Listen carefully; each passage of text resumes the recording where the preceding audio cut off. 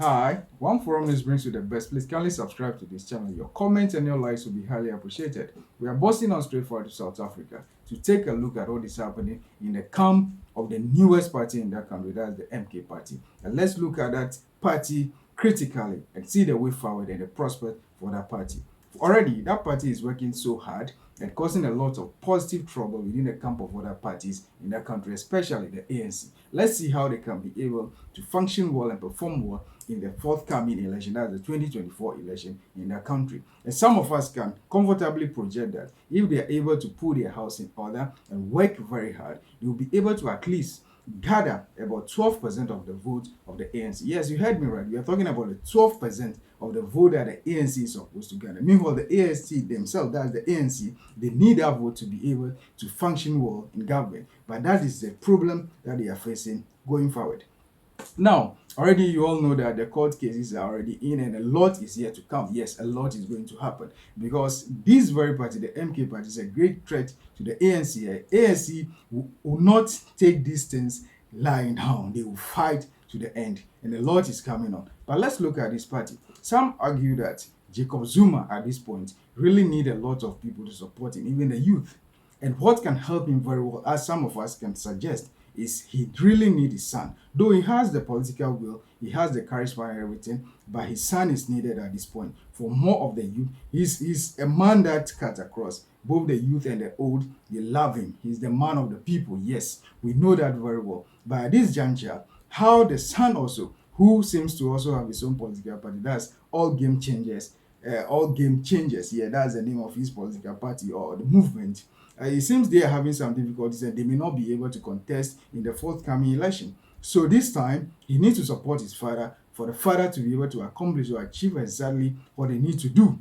That is blowing and giving more blows to the ANC. Then that will be or play to the benefit of other minor parties in that country. Let's see what is going to happen now. Now, Duduzane, that's the son of Jacob Zuma, is not all that in support of his father's new political party. But it seems a lot of discussions and negotiations are going, and it will not be shocking or surprising if we see Duduzane taking the political stage with his father, because we are hearing from some sources that it's likely that Jacob Zuma may not be able to contest, and that is not a big issue at all. It's not a big issue for them because Jacob Zuma has served as the president of South Africa for 2 terms already. And he's a man that worked so hard for the ANC and for the country. He's loved all over the place.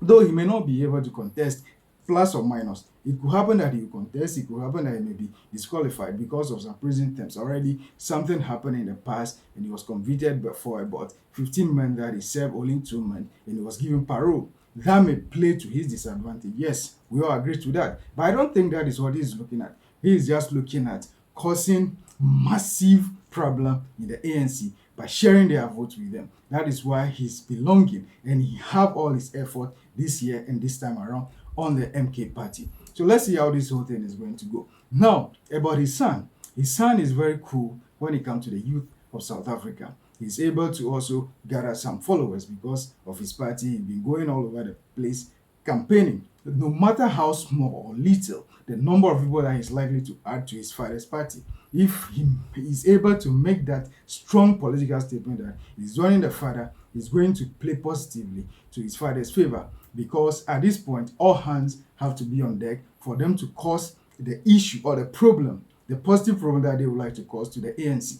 That is what some of us are observing, and that is what we prejudge that is likely going to happen. That would not be shocking or surprising for us to see Duduzane Zuma joining his father in the new party, that is the MK party. Now, going forward, you know very well that Julius Malema celebrated his birthday not long ago, and Jacob Zuma graciously wished this young man, Julius Malema, happy birthday, and also added that he's hoping and wishing that, let me just paraphrase it, not quote him verbatim, but let me paraphrase what he said, that he wished and he hoped that black-dominated party will take up government of South Africa.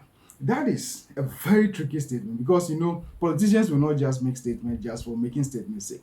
That's a strong political statement. That is why some of us can argue that it won't be surprising for Jacob Zuma to be ready to go into coalition with the EFF, that's the party of Julius Malema and his people, for them to fight against the ANC, that's Cyril Ramaphosa. In all this, is the ANC that's the target. how to work together to bring down the ANC. That is the target. And issues like this always remind some of us those days in international politics class lecture.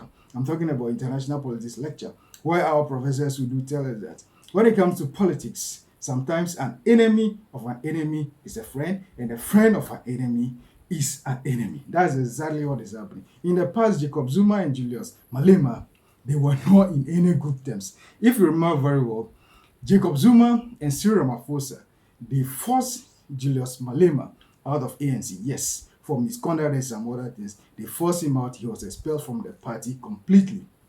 And this was done by a committee chaired by Cyril Ramaphosa. But at the point, it seems he was cool with Cyril Ramaphosa, and he was at a very gunpoint with Jacob Zuma. Yes, he embarrassed Jacob Zuma at all levels, and the exchange was. But as fate will have it, it was the influence of Julius Malema that was how Jacob Zuma was able to be released from prison when he was sentenced to 15 months in prison for some issues here and there by his former deputy, that's Cyril Ramaphosa. So now, though, in the past, Jacob Zuma and Cyril Ramaphosa, one way or the other, worked together to expel Julius Malema out of the party. Now, Julius Malema is likely to go into alliance or coalition with Jacob Zuma, someone that was his arch enemy in the past. Seriously speaking, this also reminds me that when it comes to politics, you don't have permanent friends, but permanent interests. And what is the interest here? Is to get ANC out of government. That is what they are all working toward. So it's likely that those two politicians, I'm talking about Julius Malema as well as Jacob Zuma, they are likely to form an alliance or coalition to be able to work hand in hand to topple, that is democratically. When I use the topple, it's not any bad way, but democratically remove ANC from office. That is going to be very difficult because when it comes to the politics of South Africa, you can describe ANC as a hegemon of South Africa politics. Yes, the hegemon of South Africa politics. They've been there for 3 decades now. It is going to be very difficult for any party, even no matter how strong the coalition is going to be. It's going to be very difficult. But it seems a lot of the youth, they are looking at the 2024 election as their 1994. But only time will tell. Let's see what will happen at the poll. Sometimes, the youth, they make the noise at the side, but when it gets to voting, they don't normally go and vote as expected. But let's see what is going to happen. But when it comes to impact, yes, this gentleman, we are talking about the old man, the old but strong man, Jacob Zuma, is going to make a very great impact in this 2024 election. Whether he contests, he's disqualified or whatever it is, he's going to make a very great impact on this one. You can remember, this reminds me of what happened or what took place in Senegal. Yes, Soko. Soko happened to be the opposition leader, but he was sentenced to prison for some period of time. Because of that, he was disqualified. But he chose a protege, and that protege won, and won convincingly. In Senegal, yes, he's the one that the incumbent president is going to hand over to. Can that happen in South Africa? I'm not sure South Africa is ready for that. But when it comes to impact and influence, Jacob Zuma is likely to make that. And some of us can also argue that though he may be disqualified at a point because of the prison term that he served in the past, only though he served only 2 months, anything can happen. There are lots of court cases, and the court cases will continue till they vote that very day. Yes, the court cases will continue because they see him as a big threat to the ANC, and they are likely going to work so hard to take him out. Yes, legally, that is what they are likely going to do. But let's see what happens. But though all these things are going on, Jacob Zuma, his party, the MK, the New Love, that is the MK party, he can go as a premier. He can contest as a premier, and he will win hands down when it comes to KZN, that is the KwaZulu-Natal province. He's likely to perform greatly over there. And as a premier, that will be a very comfortable place for him to retire at. Yes, because he worked so hard for the country and lot of support for him. And don't forget, when Jacob Zuma cough in KwaZulu-Natal,